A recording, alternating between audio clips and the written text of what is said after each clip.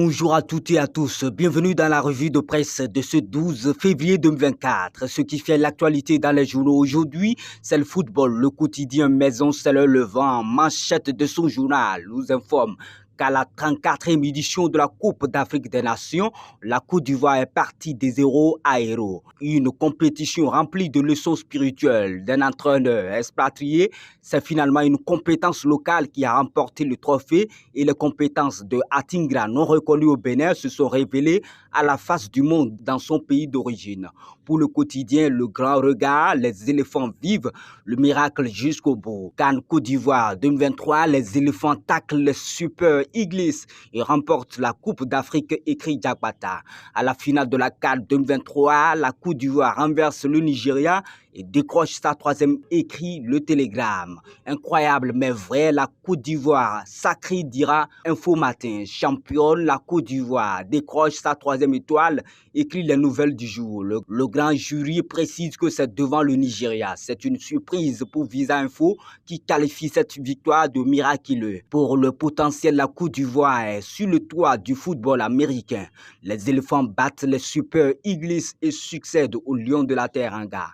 En politique, par rapport à la proposition de la porte en révision de la Constitution, Hassan Seibou assume, le chef de l'État ne m'a rien demandé, clarifie le député. La clarification de la loi sur la révision de la Constitution est une initiative personnelle. Le président du groupe parlementaire Bloc républicain, le député Hassan Seibou, a fait cette clarification à la suite de la polémique consécutive aux propos du chef de l'État face à la presse nationale où il se démarquait de toute tentative de retouche à la loi fondamentale. Hassan Seibou confirme que Talon n'est pas demandeur d'aucune révision.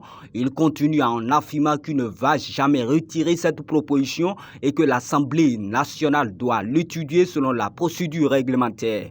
Précise le projecteur. Je ne vais jamais retirer ma proposition de loi sur la révision de la Constitution, déclare Hassan Seibou dans les colonnes du quotidien Le Grand Jury. Et bien que le chef de l'État ait rassuré qu'il est contre la révision de la Constitution, le débat est loin d'être terminé. Le député Hassan Seibou a décidé d'aller jusqu'au bout. Ma proposition demande de reporter les élections législatives pour les organiser après la présidentielle, dit-il clairement, renchérit les quatre vérités. Toujours dans ses élucubrations, Hassan Seibou persiste. Mais pourquoi veut-il être plus royaliste que le roi, s'interroge la boussole. C'est maintenant je fonce, jamais je ne vais retirer cette proposition. L'Assemblée nationale doit l'étudier. C'est maintenant je vais voir si nous les députés béninois ne sommes pas mûrs pour réfléchir de nous-mêmes et défendre la nation. Telles sont en substance les déclarations de l'honorable Hassan Seibou dans les médias. Cela va mener la Nouvelle Tribune à se demander mais à quel jeu joue Talon et sa majorité. Hassan Seibou fonce malgré les propos de Talon. Ordonne à la Dati lui parle du rôle de la commission des lois. La question de la révision de la Constitution est toujours d'actualité malgré la sortie médiatique du chef de l'État. Bien que Patrice Talon ait décidé qu'il ne veut pas qu'on touche à une virgule de la Constitution, les députés de la mouvance présidentielle continuent de tenir mordicus. Du coup, on se demande quel est le menu que Talon et ses partisans préparent pour le peuple béninois. Je ne veux pas qu'on touche à une virgule de la Constitution. Je ne suis pas demandeur d'aucune révision de la Constitution. Ces propos sont de Patrice Talon qui a donné une conférence de presse en fin de semaine écoulée pour clarifier sa position sur le débat de la révision de la Constitution qui court dans le pays depuis quelques semaines. Quelques jours après son intervention, voilà ces partisans qui affirment à nouveau dans les médias qu'ils n'abandonnent pas le projet de révision. C'est inédit changement de paradigme avec Patrice Talon lorsqu'il déclare qu'il n'a besoin de personne pour assurer ses arrières selon l'indépendant. C'est un changement de paradigme inédit qui est en cours au Bénin. Alors qu'auparavant, il était considéré comme normal de protéger les anciens présidents et de les exonérer de toute responsabilité pour leurs actes. Cette logique toujours aujourd'hui remise en question. Patrice Talon, actuel président du Bénin, incarne ce changement de mentalité en prenant pleinement conscience de son rôle significatif envers son pays. Lors de sa dernière sortie avec la presse nationale, Patrice Talon a fait des déclarations qui ont suscité une grande admiration. Hassan Seibou tient à aller au bout selon Gaskiani Info. Le journal poursuit en écrivant que Talon est en train de rejoindre l'opposition. Mais que cache jusqu'au boutisme du député Hassan Sebou, s'interroge le Soleil Bénin.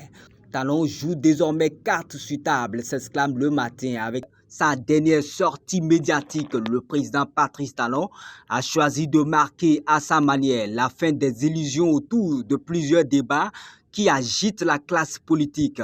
Tout au moins ceux relatifs au projet de révision de la Constitution à ses supposées intentions de remplir en 2026 pour un troisième mandat.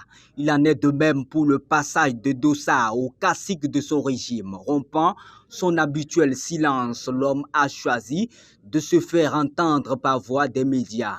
Pour un système partisan solide et cohérent, Boni Richard Oro propose des réformes concrètes à Talon. Selon le quotidien Le Grand Regard, le jeudi 8 février 2024, le président Patrice Talon était face à la presse béninoise.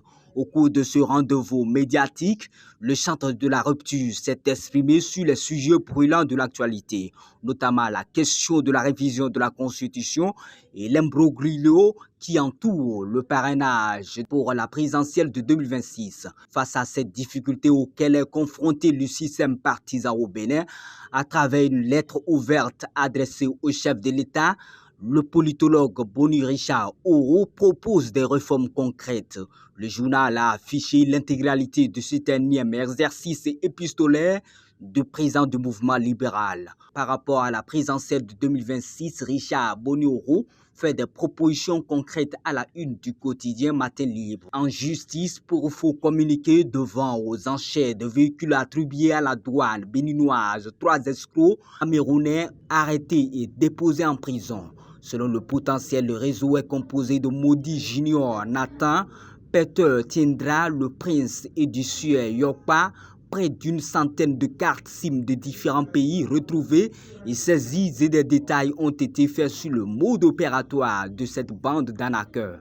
Fait d'escroquerie à son encontre, qu'est-ce qui bloque encore le dédommagement au profit de Stéphane Safiedine, s'interroge Dynamisme Info. Pour viol de courant électrique, un Libanais jugé à la criette selon le Télégramme.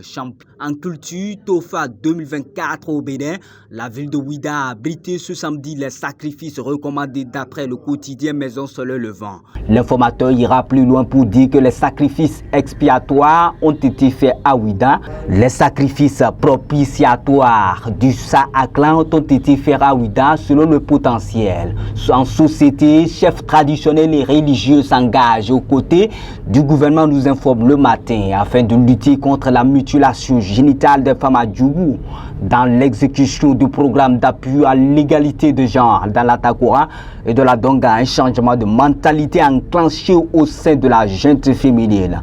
La vision du gouvernement est exposée aux femmes de Djougou. La ministre des Affaires sociales et de la microfinance, Véronique Tony-Fodé, et sa collègue du commerce et de l'industrie, Shadia Alimato Assouma, étaient face aux femmes, renchérir le potentiel. Les ministres Tony-Fodé et Assouma sensibilisent les bénéficiaires, mais en manchette l'événement du jour.